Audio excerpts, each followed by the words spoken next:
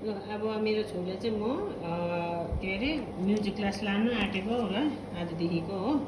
अनि पियानो चाहिँ आज लाँदैन होइन, जस्ट आज स्टार्टिङ ल भनेर हिजो किनेको पियानो चाहिँ लाँदैन। नानीले कपीहरू रेडी गर्दैछ, नम्बर लेख्दैछ हो।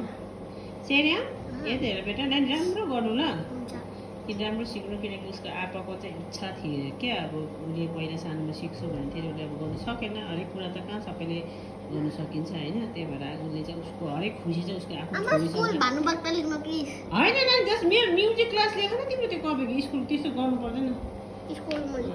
अनि त्यहाँदेखिको चाहिँ उसलाई अब उसको खुसी अब होइन, बाउको खुसी। अब हामी बुढाबुढी नाच्नु पनि जान्दैन, त्यही कारणले मैले मेरो छोरीलाई डान्स क्लास पनि लगाइदिएको थिएँ नि, के गर्नु मेरो खुट्टा भाँचेर त त्यतिकै जानु पनि पाएन। अब यो चाहिँ उसको बाउको सपना हो बेटा। ल जाउँ, मजाले सिक्नु मन लगाएर ल बेटा।